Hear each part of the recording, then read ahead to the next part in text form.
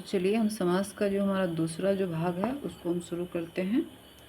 आप लोग जानते हैं कि समास के हमारे 6 जो हैं भेद हैं, जिसमें से हम आपको पहला तत्पुरुष समास पढ़ा चुके हैं। आप इससे पहले वाली जो वीडियो होगी उसको जा कर के आप देख सकते हैं अच्छे से। अब हमारा जो दूसरा है वह है आपको कर्मधारय समास।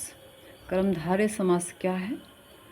तो इसका कहता है कि जिसका पहला पद विशेषण और दूसरा पद विशेष से, चाहे इसी को अथवा कहेंगे एक पद उपमान तथा दूसरा पद उपमेय हो, तो वह कर्मधारय समास कहलाता है। अब आप ऐसे इसको समझिए,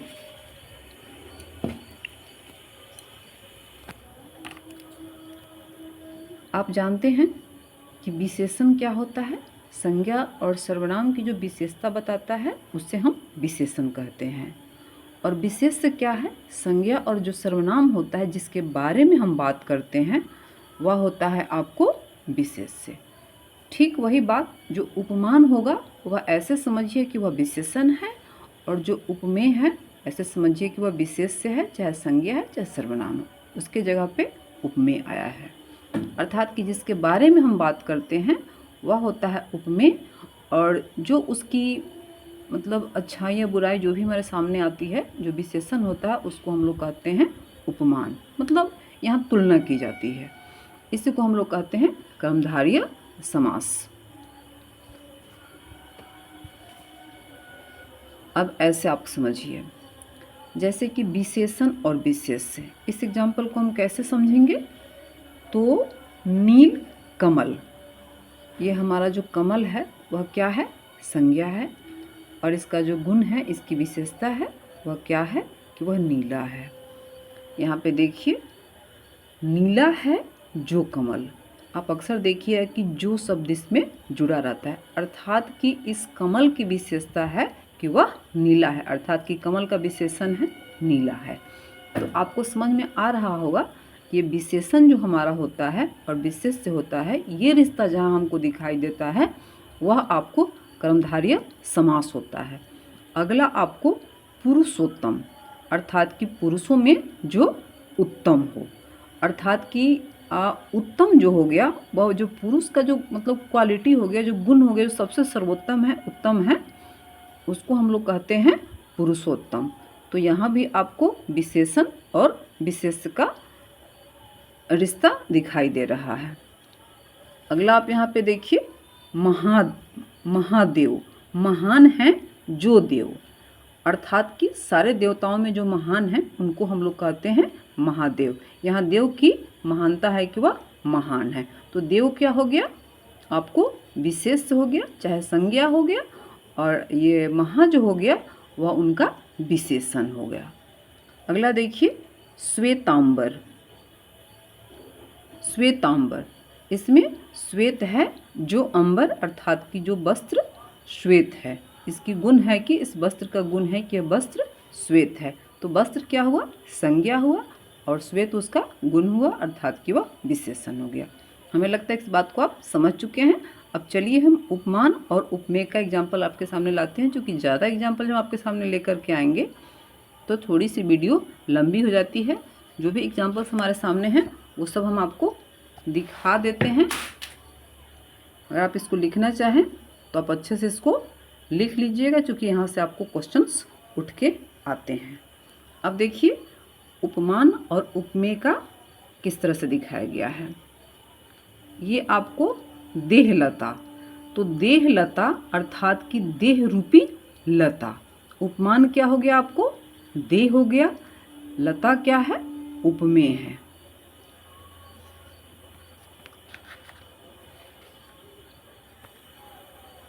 अगला देखिए, चंद्रमुख, अर्थात कि मुख किसके समान है?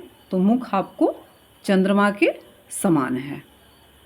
विद्या धन, अर्थात कि विद्या रूपी धन, मतलब हमारा विद्या जो है हमारे धन के समान है। आगे देखिए यहाँ पे, चरण कमल, अर्थात कि कमल के समान जो चरण है, इस चरण का गुण है कि वह कमल के समान है। अगला आपको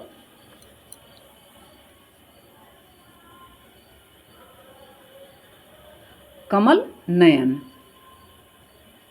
कमल नयन, अर्थात कि यह जो नयन है वह कमल के समान है।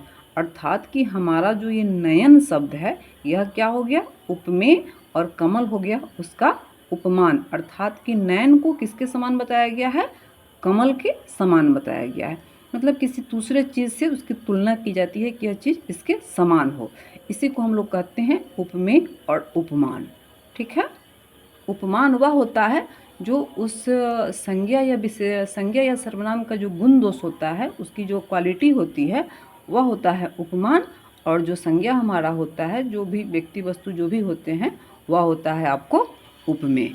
तो हमें लगता है कि इस टॉपिक को आप समझ गए होंगे कि कर्मधारय समास में अक्सर आप जब तोड़ेंगे इसको, विग्रह इसका करते हैं, तो जो सो इस तरह के शब्द आपके सामने आएंगे। देखिए, गौर से देखिए इसको।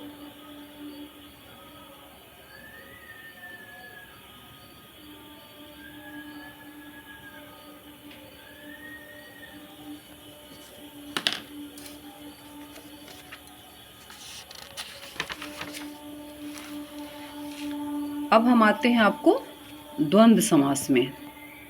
अब द्वंद्व समास को समझिए, सॉरी, द्विगु समास। द्विगु समास क्या है? कहता है कि इसमें पहला जो पद होता है वह होता है आपको संख्यावाचक होता है तथा किसी समूह विशेष का बोध कराता है।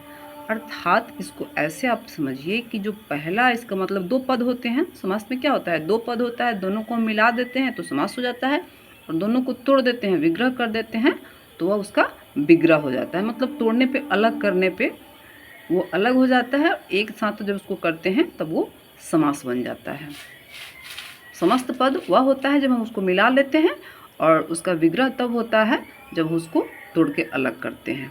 तो द्विगु समास, दो गायों का समाहार, त्रिलोक।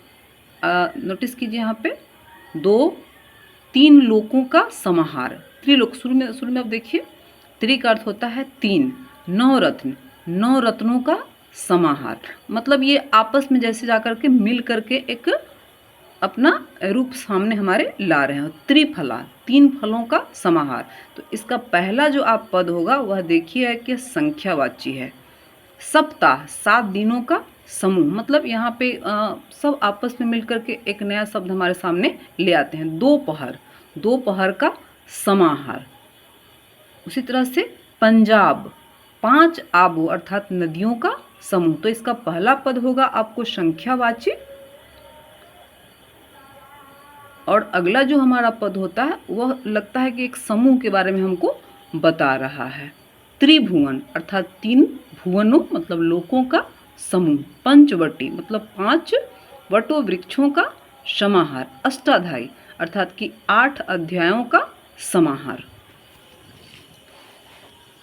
तो ये हो गया आपको द्विगु समास। द्विगु समास को पहचानने का यही नियम है कि हम इसके पहले पद को पहचान जाते हैं कि यह गिनती से रिलेटेड हमारा शब्द होता है, 1 2 3 4 5 जो भी होगा, और अगला जो इसका पद आता है वो दोनों मिल करके मतलब उनका समाहार होता है, समूह में हमारे सामने वो आते हैं।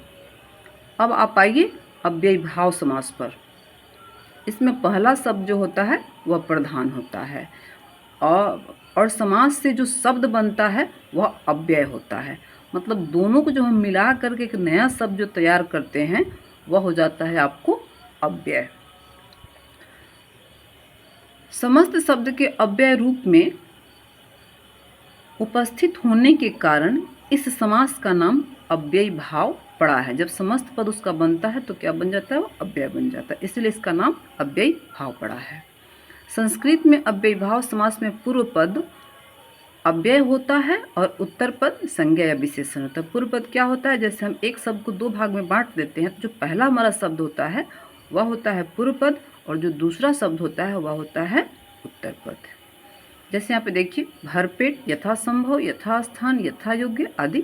लेकिन हिंदी समासों में इसके अपवाद भी स्वरूप पहला पद संज्ञा और विशेषण भी देखा गया है। जैसे हाथों हाथ, तो हाथ यहाँ पे क्या है? संज्ञा है। हर घड़ी, हर क्या है? विशेषण है। तो मतलब यहाँ पे हिंदी में ऐसे होता है कि जो पहला पद होता है उसमें आपको विशेषण के भी शब्द आ जाते हैं, लेकिन ज़्यादातर ऐसा नहीं होता है। अव्ययीभाव समास के अन्य उदाहरण आप देखिए। आप नोटिस कीजिएगा, आ या अथा ये सब क्या होता है, अव्यय होता है। तो पहला पद इसमें क्या है, अव्यय है। नोटिस कीजिए, देखिए इसको, आज्ञा अनुसार अर्थात कि आज्ञा के अनुसार, यथा मतलब जितनी आपकी शक्ति हो, यथा नियम मतलब नियम के अनुसार, यथा शीघ्र मतलब जितना शीघ्र हो सके।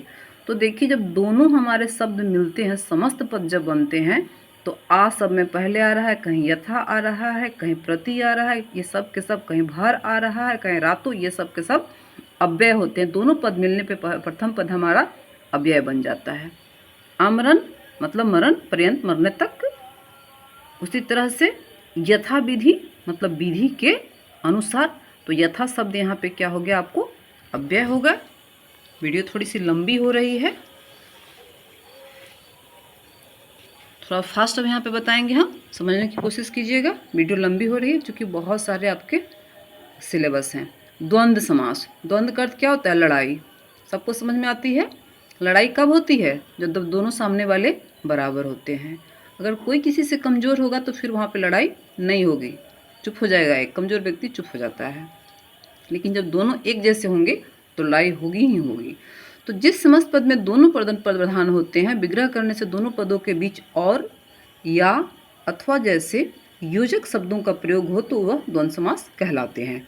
द्वंद्व का अर्थ दो या दो से अधिक वस्तुओं का युग्म अर्थात कि जोड़ा होता है। यहाँ पे कहने का अर्थ है कि अक्सर तुम ये दोनों बोलचाल में एक साथ ही आते हैं।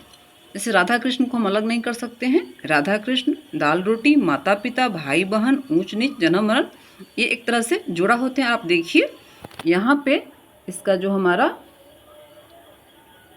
राधा, और इसको हम अगर तोड़ देते हैं तो क्या पाते हैं, और जब हम और को हटाते हैं तो हम क्या पाते हैं, देखिए यहाँ पे नोटिस कीजिएगा, इसका जो योजक चिन्ह होता है, मतलब और का ये चिन्ह कहते हैं, इसको हम योजक चिन्ह कहते हैं, ये और का चिन्ह होता है।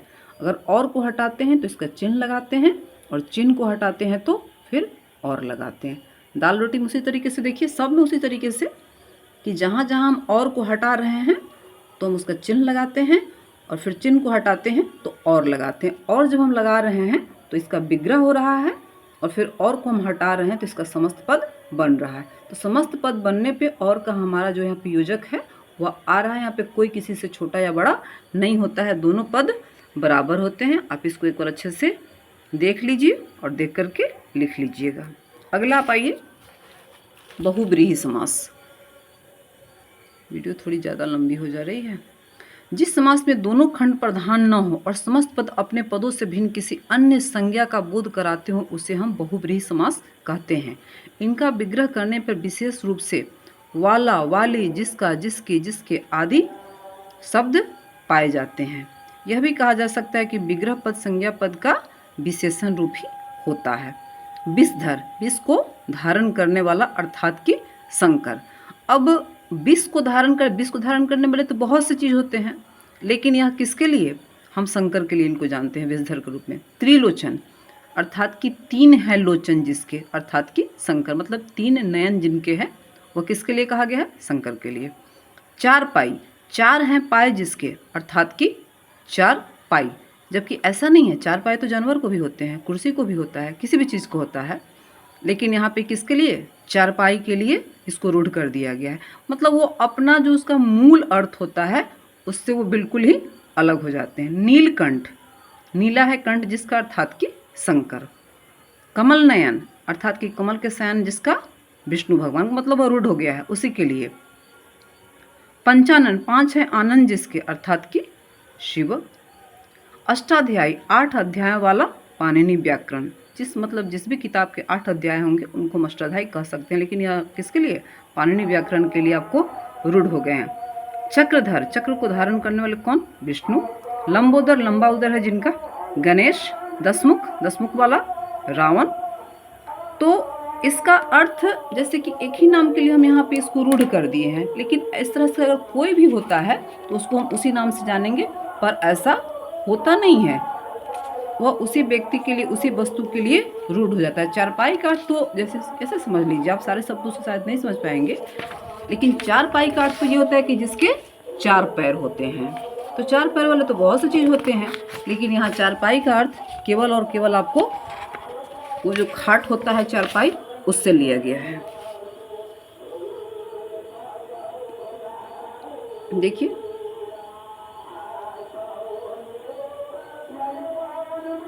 लिख लीजिएगा इसको।